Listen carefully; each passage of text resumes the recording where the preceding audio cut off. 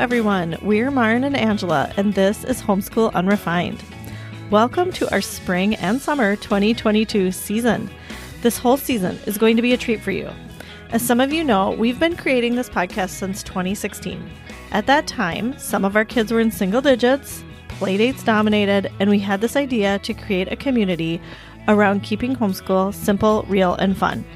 For this season, we've gone back through all 5 years of episodes to find those that have been the most loved and downloaded. We've compiled them into a list of our top 20 favorites, and we'll be counting them down for you this season. You are definitely going to want to stick around to hear which episodes made it to the top. We're really proud of these episodes and wanted to share them because they're at the heart of what Homeschool Unrefined is all about. We wanted to go back and remind ourselves of the work we've done and the community that's been built around these ideas. You might feel some nostalgia when you hear the old music and our old intro. There will also probably be some old promotions and some links that are no longer relevant. We've come a long way as podcasters, yet the messages in these episodes are timeless. If you're looking for new episodes of Homeschool Unrefined, join our Patreon community. For just $5 a month, you'll always have a new episode in your podcast feed. We are continuously recording new content and love sharing our lives with you there. Consider joining for $5 a month. You will be not only nodding your head along with us every week, but you'll also find a group of amazing people. Plus, you'll be supporting our message. You can join us at patreon.com/homeschoolunrefined. Okay, here are our most loved episodes.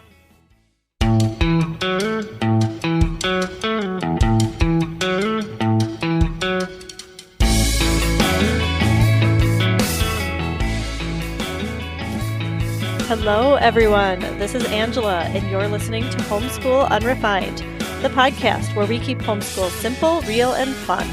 And this is Maren. You've got episode 111 where we hit the road.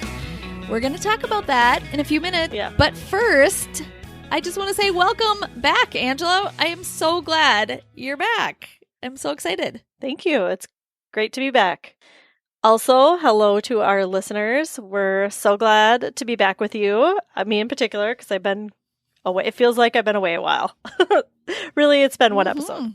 Yeah. But it's a long time.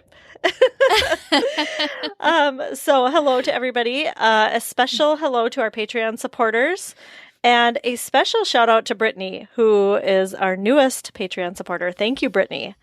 If you are interested in supporting us on Patreon, you can go to patreon.com/homeschoolunrefined, and you can get episodes, new and different episodes there. We just released one last week where we checked in and we talk about things that are going well, things that are hard, and we talk about our self-care. So you could get that. And if you support us now, you can get all of our back Patreon episodes, which is great. Yeah. Exactly. Yes. All right. So also just wanted to keep you updated. We had planned on doing some personality episodes this spring and summer. We are actually going to push that back to the fall, just for a couple reasons. We wanted to go with the classes that we're going to be offering later on. And also we had some really great topics that we just felt like it was more appropriate to start talking about now. So, and even though those are specific episodes, patience. We talk about personalities throughout each episode anyway. Pretty much. We really do. So, yeah.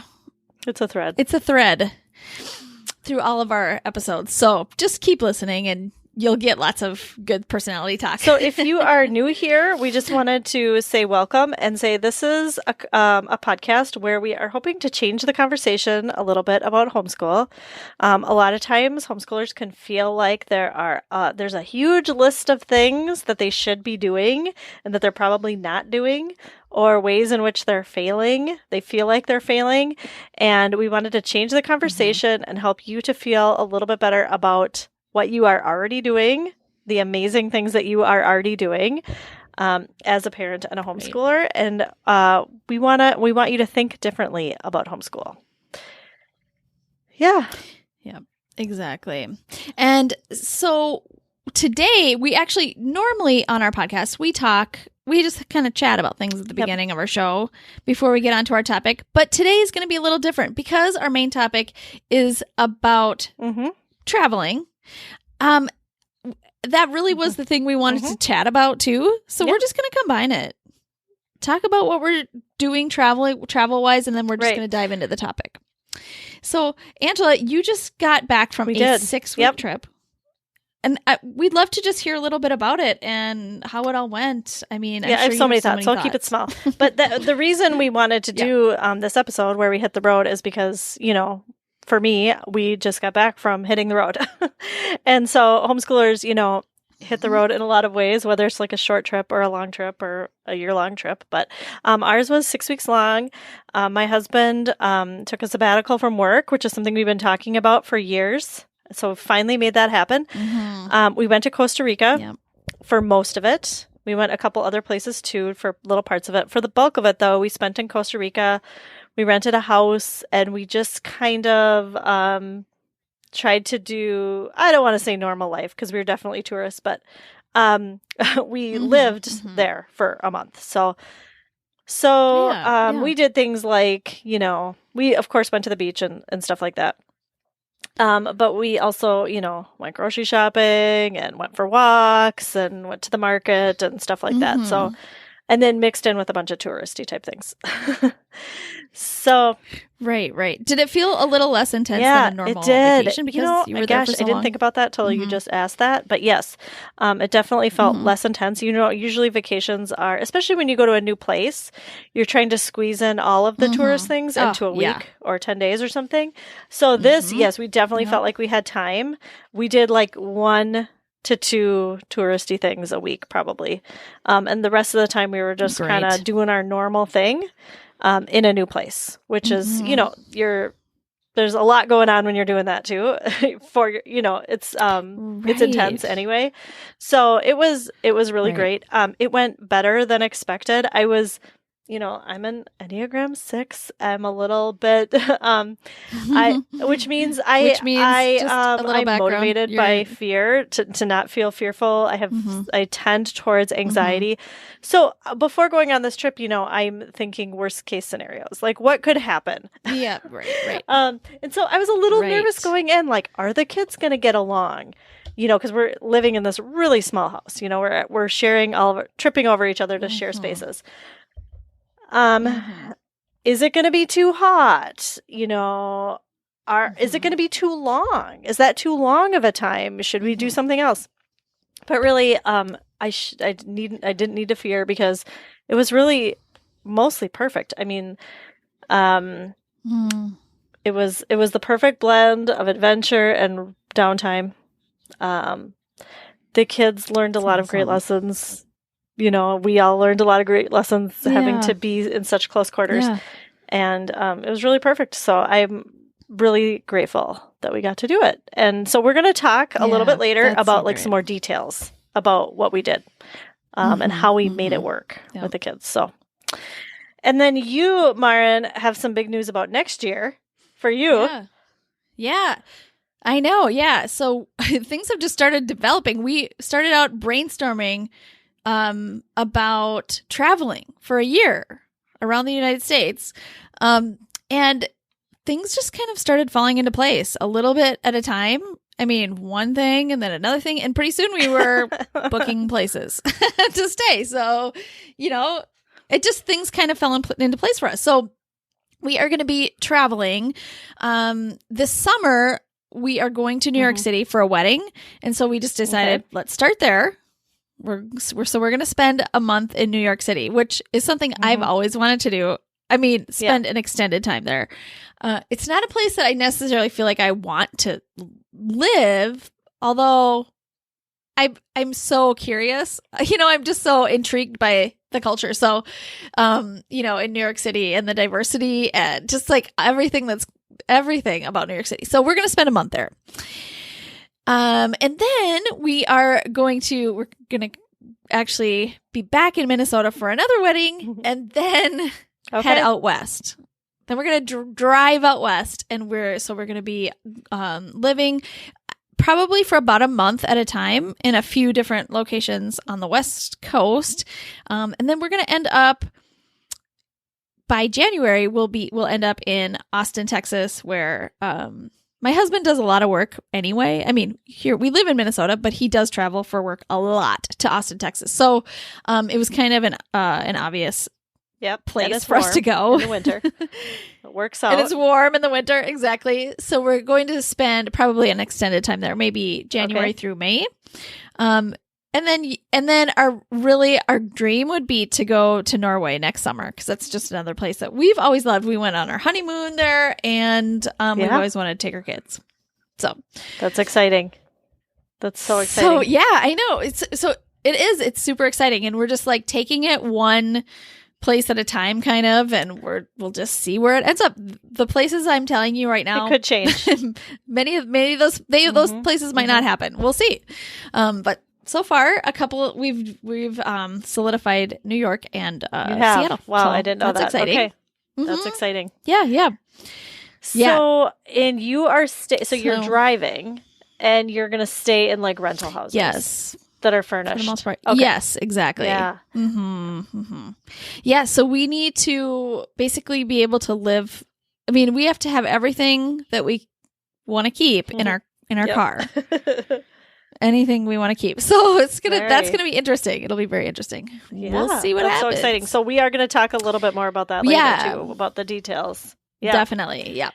For sure. So let's start by talking about why we think travel is good. And also, on the flip side, it can be hard for some of the same reasons that it's good. It can also be hard. It's really a double. Yeah. It's a double-edged sword, really. I mean, some of the good things about traveling can also be the exact things that are hard for us. So often. So I'd love to hear from you, especially since you're just coming off of a trip.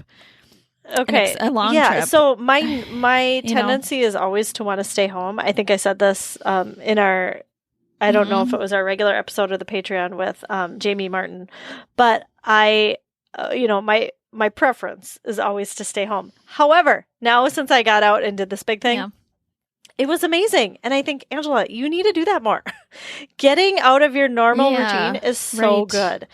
It is so good to get out of your normal routine, shake things up, and experience new things and have to change the way you're doing things. That is just so good. It's also really hard. It's also what makes it hard is you're getting out of your normal routine. And then, but the good thing is it's exciting to get out of your routine, and then it's so exciting to get back into your routine, at least for me. Right. It's exciting to be gone, and then it's exciting to be home. And I think it's also tricky for me. It's tricky because my personality type. Yeah. You see, we're bringing in personality types here. It's coming in. So like my Enneagram 7 and my ENFP, Myers-Briggs, really tends towards wanting to switch up the routine a lot. So I tend to want to do that a lot. So I am often checking myself and saying, don't keep changing up the routine, because a lot of people in my family cannot handle that. But this, I do think that sometimes it's good, right? Like sometimes it has to happen. And so for me, it's kind of like I get to do the thing I, have been wanting to do for so long and really holding myself back sometimes. Right. and it's a good situation to do for sure. Do it in. I mean, even it's if a good time, not everybody's an Enneagram 7 in your family, it's still good for them. It was still good for me to get out. It is. Yeah. Right. And I was kind of reminded of a couple years ago, I read Tish Oxenreider's book, At Home in the World. And actually, Jeremy and I listened to that together on audio. And that was one thing that was one of the things that kind of spurred us on to take this trip. Awesome. But she talks about that same thing, that wanting to leave and wanting to travel, and then also wanting to be home. And I definitely felt that. For sure. Yeah. I mean, I feel like when I'm home, I want to be away. And when I'm away, I am ready. Like, I think about home. You know what I mean? So there's always an angst, I think. There's always an angst. So, yeah. Another great reason I feel like for traveling is to see new perspectives. And I think this can sound kind of obvious. Like, well, you go to another place and you see, a perspective that you might not see at home, right? A different culture, different people. But I also think just yourself, looking through the world yourself from your own lens in a different place is so good. Yeah. Yeah. Yeah. Putting yourself in that different kind of situation and seeing how you handle it. That's It's a new perspective. And I also think you don't have to go out of the country for this. Obviously, out of the country, it was it was more intense. But there are different perspectives, like in your same state, in your same city, in different states, wherever. I mean, you can you can see things in a different way in lots of different kinds of places. And I think we all have different perspective after we've had an experience. So that can be, that can really be anywhere. I think another reason that traveling is great, especially for families, is that shared experience. I think it's something that bonds you forever. I mean, I will forever be able to say to only the 5 people in my family, do you remember that time in Costa Rica that we went whitewater rafting?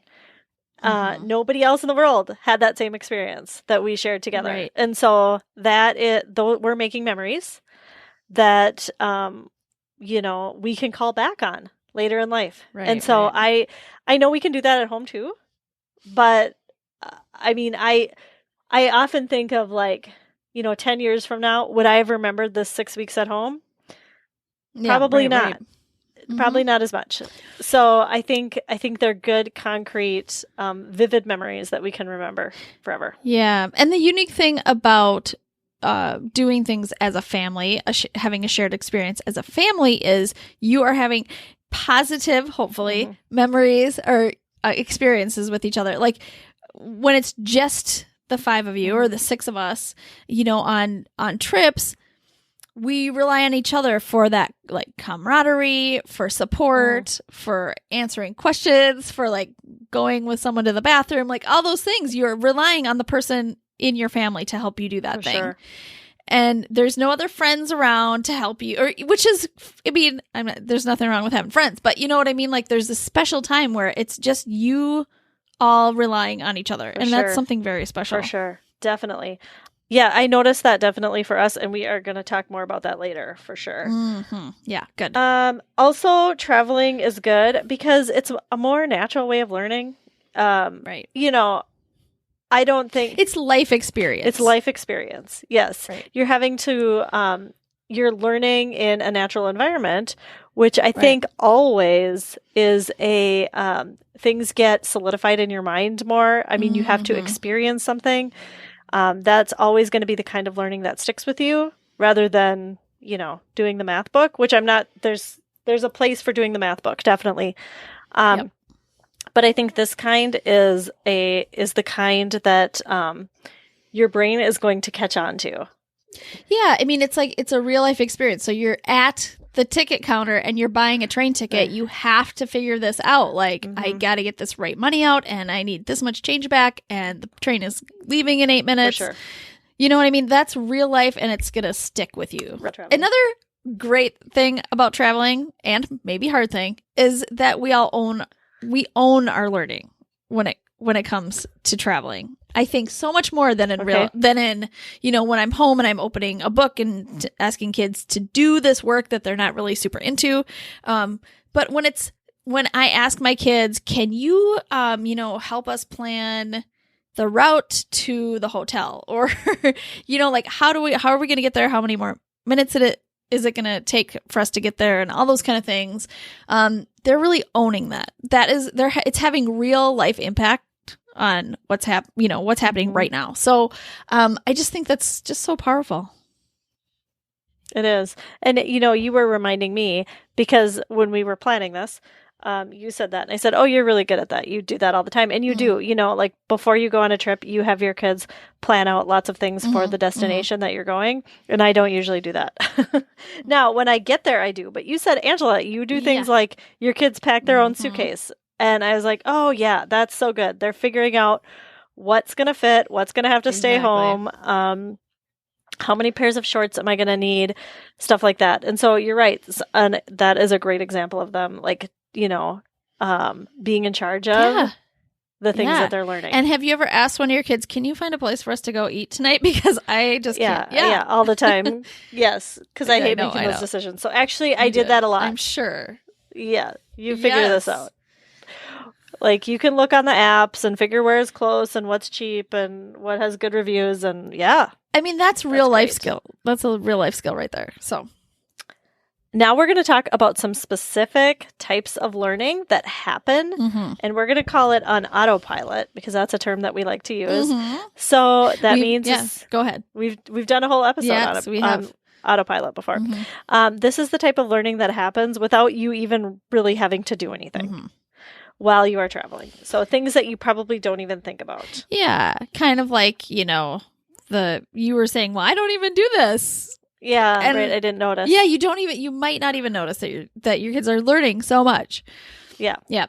One of those things for me that I do notice that my kids have to figure out when we're traveling is self-regulation. Okay. They need to regulate themselves. So if we have sometimes when we're traveling, we have intense days.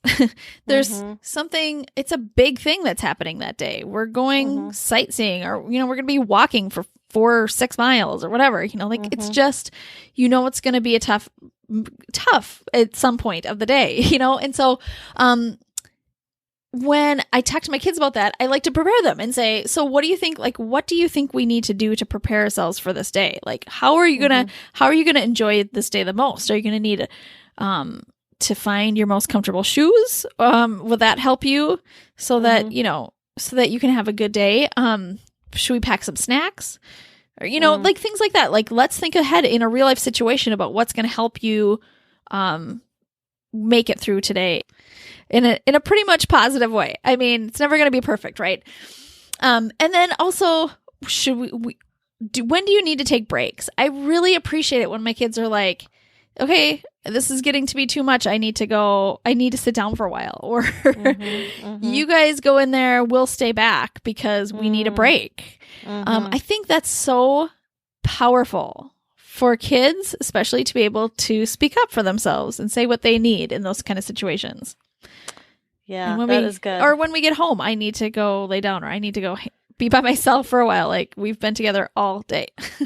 Yes, that is so good. I think a lot of this happens too with siblings. And I know a lot of sibling stuff happens while we're traveling. But, my kids had to regulate, how am I going to get some alone time away from my siblings? Or how am in these cramped quarters? Or how am I going to work out these disagreements in an efficient manner? Right. Because we're busy right now.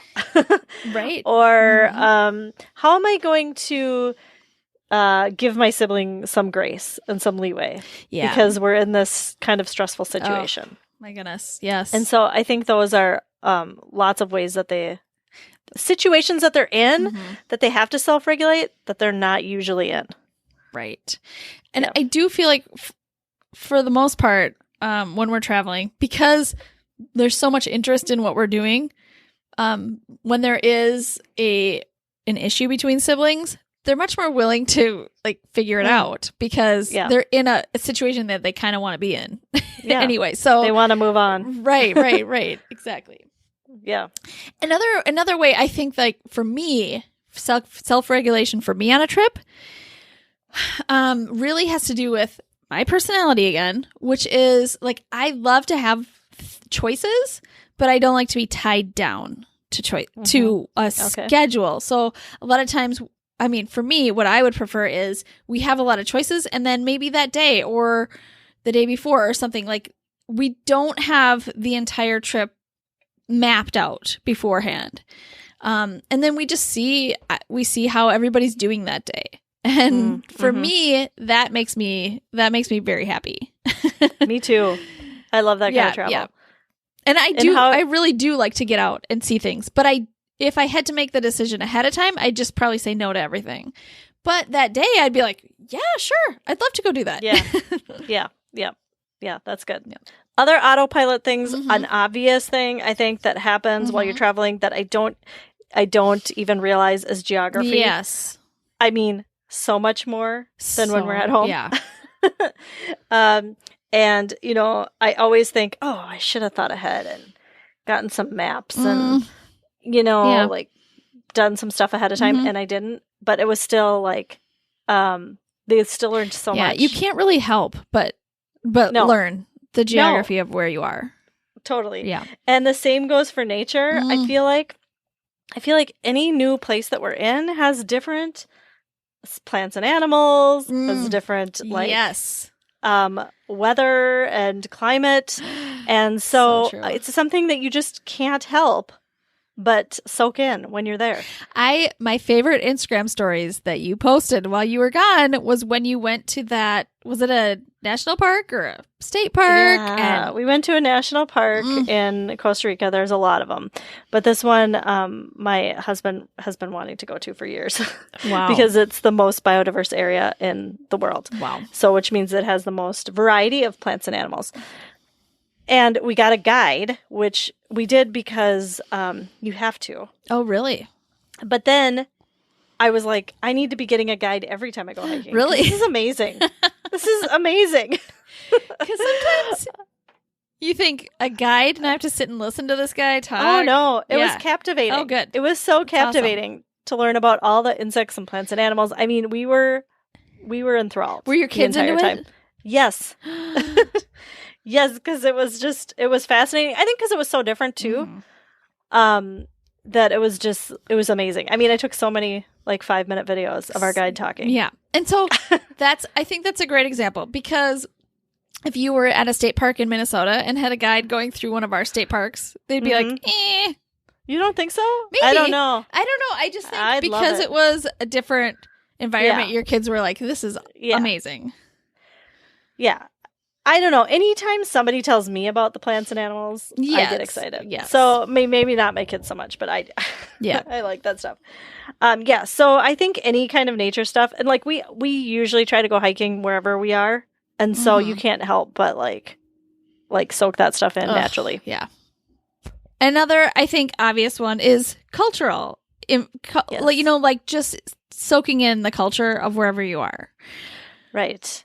And that does not have to be like going internationally. Like I said before, totally I mean, there's a different culture in different states for sure. Yeah. Different neighborhoods. Yeah. I mean, yeah. Definitely. So that was something that was really big for us. You know, before we went to Costa Rica, we went to the southern US and we did a little road trip. And that was definitely a cultural experience too. That was a highlight for us. Yeah, definitely. And you couldn't help but soak that stuff in. Yeah, totally. And, you know, one thing that I love to do when we're traveling is to kind of just do regular, like you said, obviously you're not, you're still a tourist. You were still a tourist in Costa Rica, but, you know, you were just doing everyday things like going to the market or going for walks and going to the parks or whatever. And I love doing that kind of stuff. For sure. I'm really excited to do that in New York City. I know that our kids, you know, have made lists of all the touristy things they want to do in New York. Have they? Yeah, okay. Oh, yeah, for sure. And I'm sure we will definitely do those things. But I am most excited just to walk the streets and visit stores. And you're going to be doing that every day. I mean, at the end of our trip, for the last week, we went to Seattle and we stayed downtown. And I love going to a city because, you know, you're walking everywhere. Yeah. And that is an education in itself. Like, because you're trying to figure out, first of all, where you're going. Yes. And, you know, how you're going to get there. And sometimes you have to take a bus. And I just think, and you're getting so much exercise and like seeing everything at a slower pace. You know, when you're walking, you can get a good look at things that you can't when you're driving. Totally. Yeah, so true. We have actually a mutual friend who is traveling right now, and she just posted on Instagram that what they like to do as a family is they go to playgrounds wherever they are. They go to playgrounds and their kids remember places by the playground they went to. And I just think that is so great. Yeah. I mean, because it's just a regular thing that everyone does in that community. So. Yep. The last thing that we thought just kind of naturally happens that you don't have to plan for is planning an organization. And this is our kids and us. Like we said, things like packing, things like where are we going to go for dinner, things like how are we going to make it to the bus stop on time, Yep. or how should we get somewhere? How long is it going to take us to walk there? Those kinds of things just happen. Right. Because you need them to. Right. And you don't have to say, like, today I'm going to teach my kids about how to, how to get to this bus stop on time. Because you have to get to that bus stop. There's no formal lesson. It just happens. Right. Yeah. And I do think there is some value to doing it outside of your normal whatever you do every day. Maybe you do take a bus someplace every day, but to do it somewhere in a different place is, I think it shakes up our brains just enough to pay attention more. Right. Yep.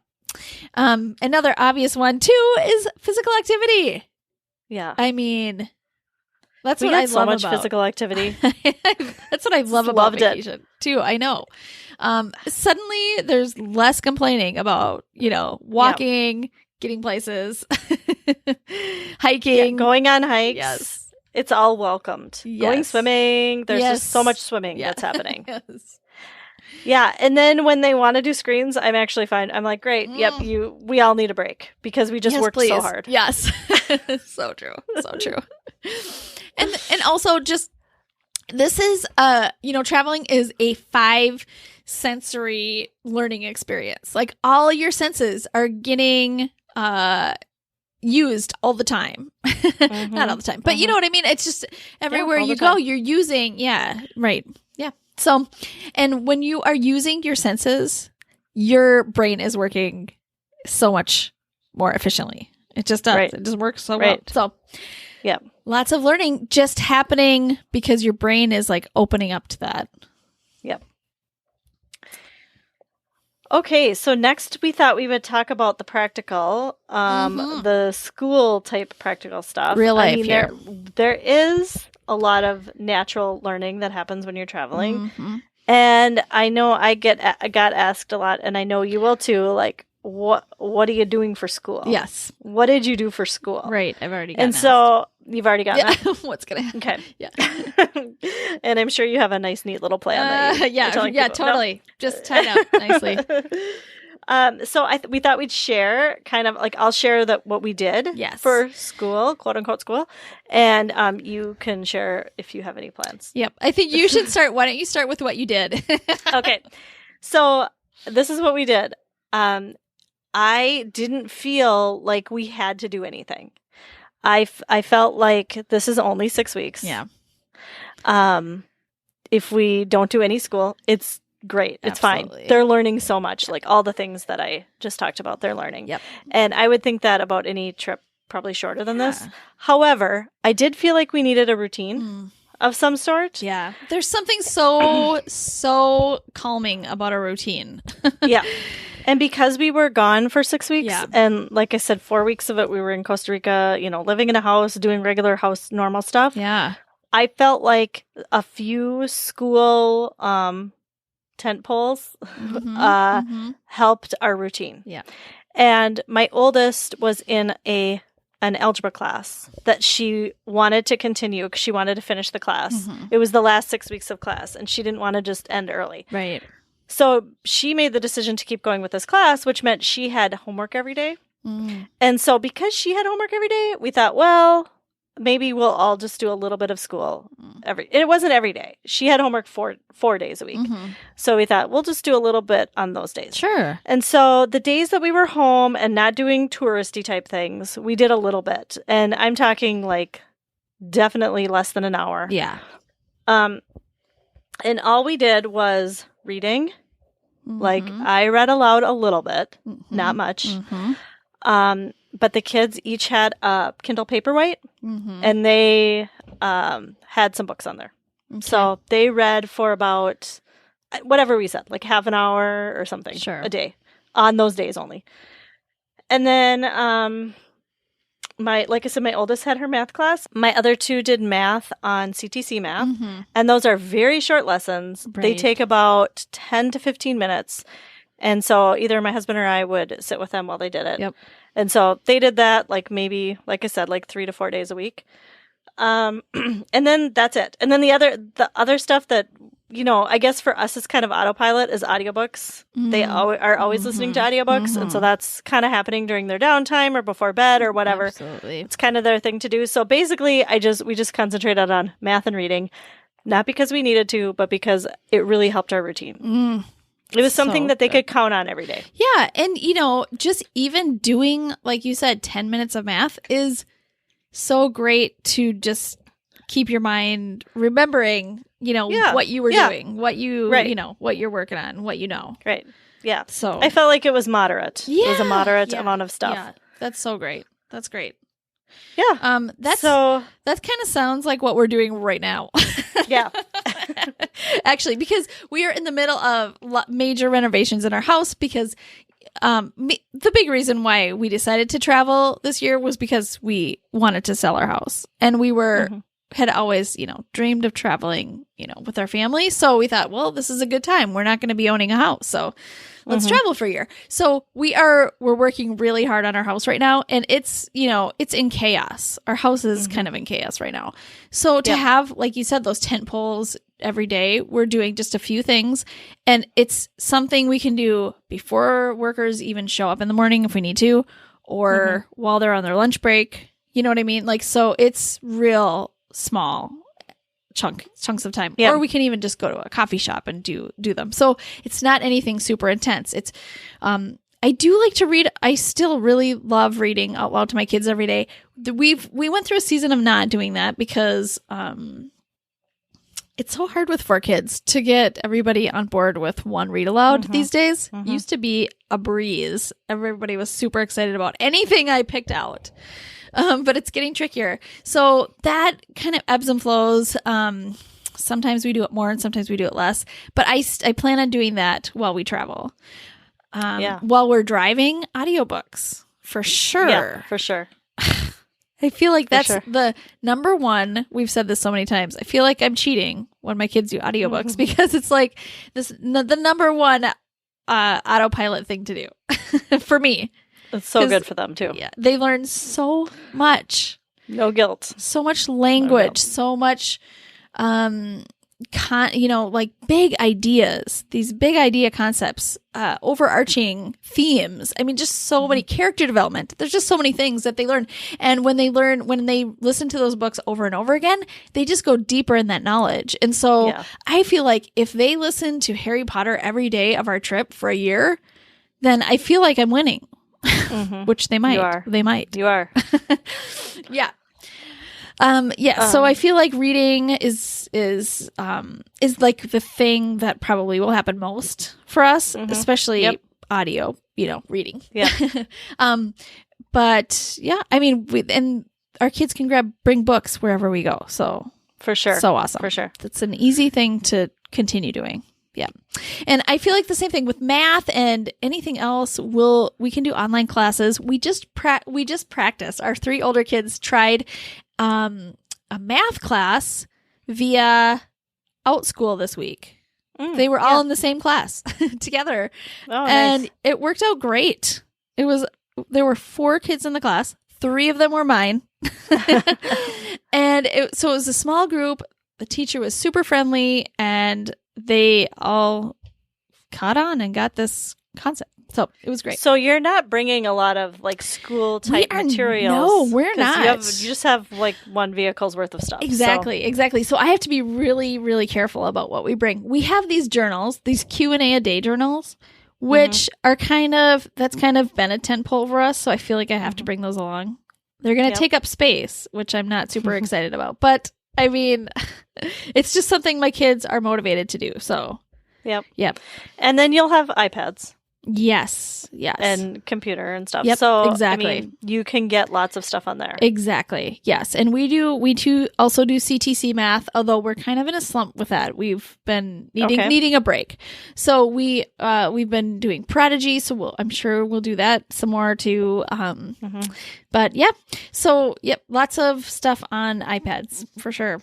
I know you're just kind of getting started planning this trip. So as things change, we're just thinking about and move along next year, we'll still be talking. So you can fill us in on anything new.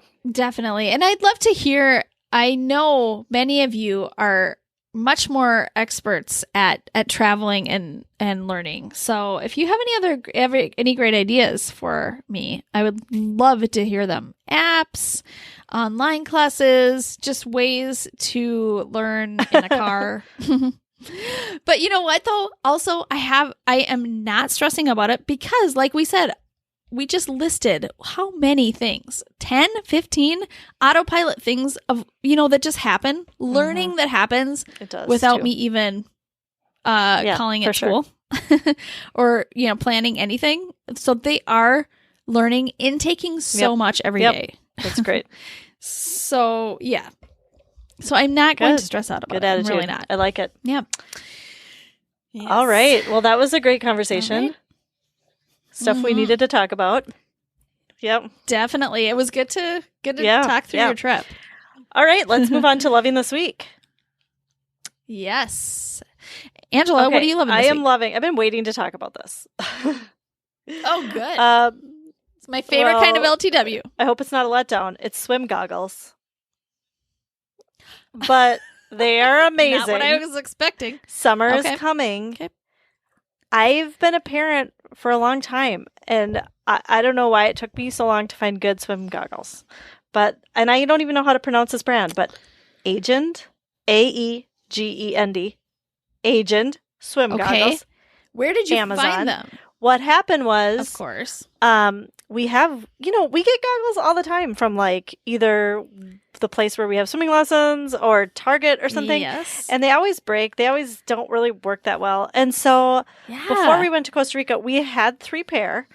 And I thought I need to get a couple extra pair because these break all the time for when we're there because I knew we couldn't probably go buy any when we were there. And so I just went on Amazon and these were on like a sale, they're having a flash sale. And I was like, I don't know if I should trust this, but whatever. I'll just get these 2. So I got 2 extra pair. Yeah. And they're so nice. I used them several times myself. What ended up happening is our other 3 broke. And so then we only had these 2 pair. So we were kind of like fighting over them. But so what's great about them is they're like kind of, I don't want to say bigger, but they're not like little round circles on your eyes. Okay.